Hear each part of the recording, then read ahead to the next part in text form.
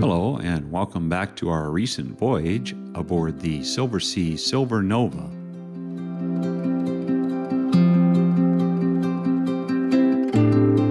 In part 2, we're sticking to Spain, with port stops in Cartagena, Valencia, and Barcelona.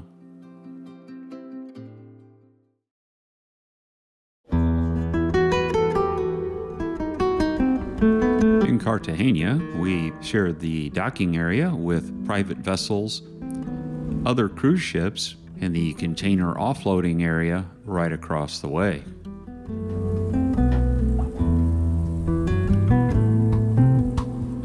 While in port and eating our breakfast, we retreated to the scenic eclipse, making way into the dock. But of course, we had important things to do today, as we were going to uncover the secrets of paella.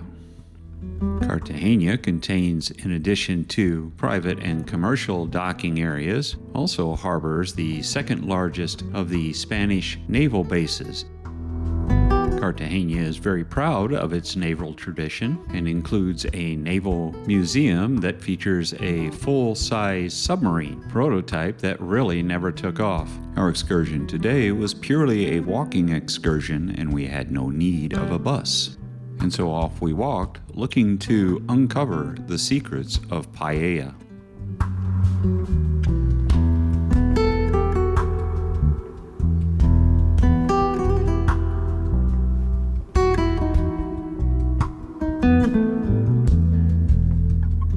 A short walk through the harbor area, and we were in Old Town. The streets of the Old Town seem much broader and more accessible than other Spanish cities we had stopped in, and motor vehicle traffic was much more limited.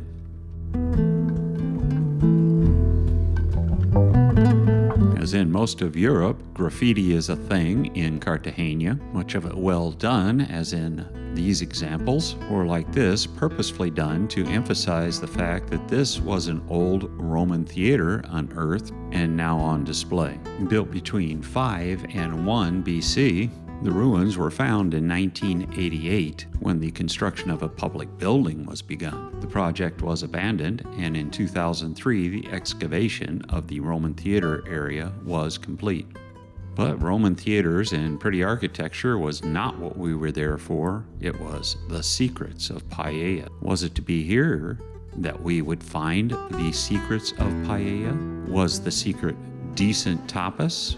No, I think not. Was it the chef intent on finding? Oh no, it's the iPhone. Maybe that's it. Well, no, maybe it's the way you stir the paella. Maybe it's the ingredients that you add, like the chicken broth. Maybe it's the fire. Maybe it's the pan. Maybe it is all of the ingredients together. Well, whatever it was, it turned out pretty good.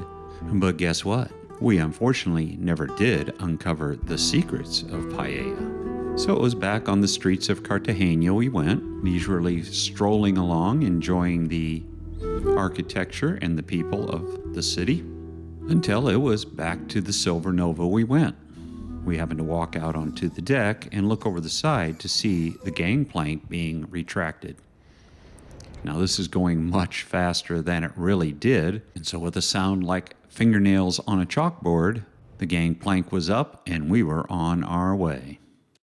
Dinner tonight would once more be in the Salt Kitchen. Be sure to check out our complete dining and bar guide in part 4. We shared dinner tonight in the Salt Kitchen with some newfound friends.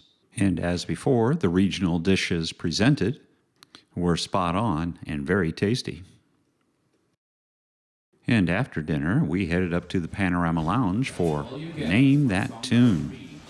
I didn't do particularly well, but I did get at least one.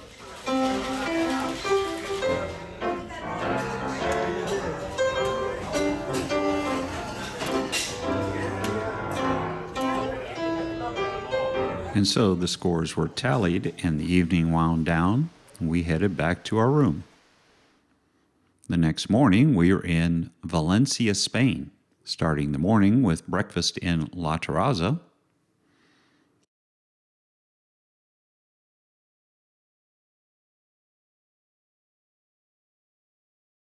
and then heading up to the Arts Cafe for one more cup of coffee and a spot of tea.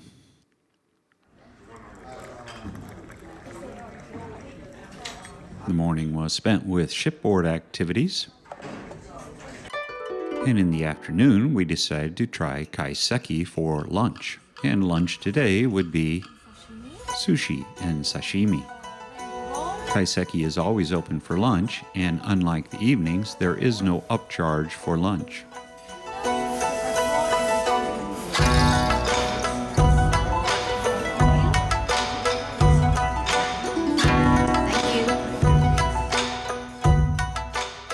So primed and ready to go, we began our afternoon excursion, Valencia, past and present. The past was represented by the narrow streets, courtyards, and architecture of the old town.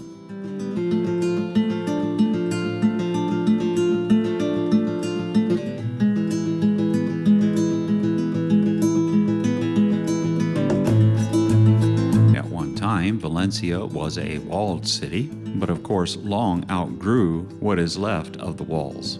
Once inside the main gate, there are more narrow streets and courtyards to explore.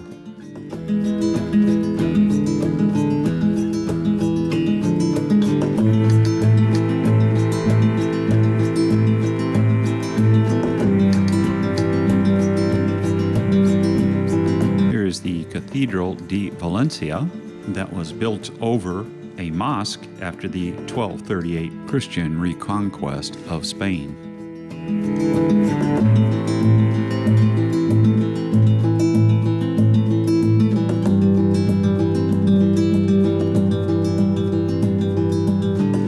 Valencia is the third most populated municipality in Spain, with around 790,000 inhabitants. Despite some graffiti, Valencia seems very clean and well organized, with a nice and interesting balance of the ancient and the modern. Valencia was started as a Roman colony in 138 BC. In the 8th century came Islamic rule, and the territory belonged to the Moors until the reconquering of Spain by Christendom in 1238. As we wound around and left the walled quarter behind, we found that we were right back where we started our journey, and we're seeing some of the same buildings again. Well, never mind, they're interesting buildings, so here's a few more details. As we made our way out of the old quarter, we hopped on our motor coach and soon found that it delivered us to the modern side of Valencia. This thoroughly modern facility houses 5 separate and very different museums and theaters for the performing arts and sciences. The grounds include an opera house. Hemispheric is a IMAX theater, an aquarium, a natural science museum, and the Prince Felipe Museum of Science, which was to be our tour spot for the day. Once inside, we found the museum to be interesting and very interactive. Being a big kid myself, we went directly to the space and aeronautics exhibits. We had a very limited time in the museum, only having about 45 minutes to cover as many exhibits as we could. This is a site you could certainly devote a full day to each one of the different museums. After that, it was back on our chariot and returned to the Silver Nova. Once back on board, we checked out the view from the dusk bar and found that we could just see bits and pieces of the city of arts and sciences poking out of the landscape. After deciding to keep it simple tonight and casual, we decided to go to Spacanopoli and the Marquis for dinner. We are very happy to report that Spacanopoli is still the best pizzeria at sea, in our humble opinion, of course. Following Spacanopoli, we simply moved around the corner to the aft end of the ship for some light entertainment and drinks while we watched the sunset over Valencia from the dusk bar.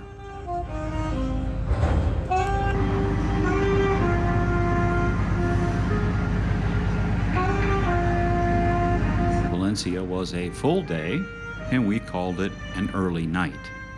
Early to bed and ready for our next day, Barcelona. Now, we have been in Barcelona before, so instead of doing the Gaudi thing all over again, we decided on an excursion to Montserrat. The literal translation of Montserrat is the Serrated Mountains, and once you get there, you will see why. Now, to get up there, you can drive a car or a bus, but the usual best way to do it is by funicular. If you wonder why there were no good pictures or video of us going up the hillside in the funicular, it's because there were no seats available. They were all taken, so I had to hang on literally for dear life. Once up on the mountain, we found a nice touristy and very busy area, as well as lots of shopping and trails to walk around on. We opted to walk around Montserrat and take in the ambiance and the views.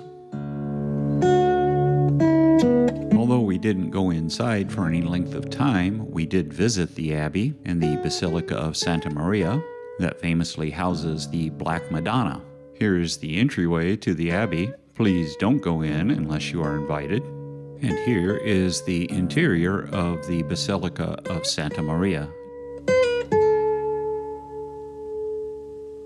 So, after gazing at the scenery and looking around the church grounds a bit, we decided to go find a trail to hike.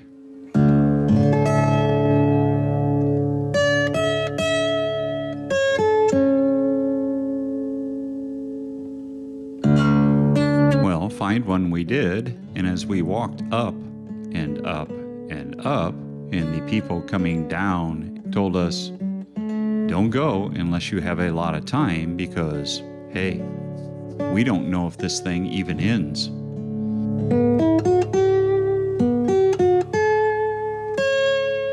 So back down we came and decided to hang around Montserrat some more until we had lunch at this restaurant. Following lunch, we checked out all the overlooks near the restaurant.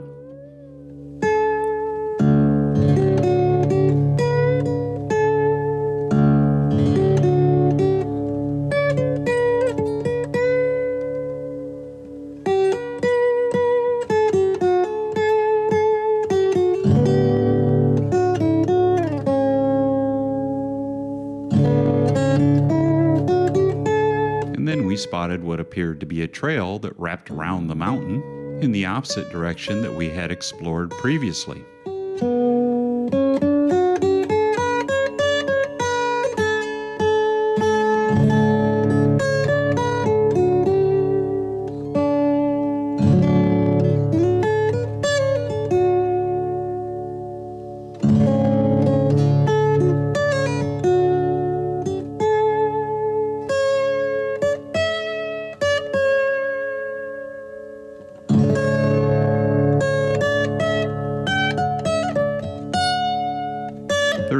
Down the trail and 30 minutes back, and we were ready for a bus ride back down the mountainside.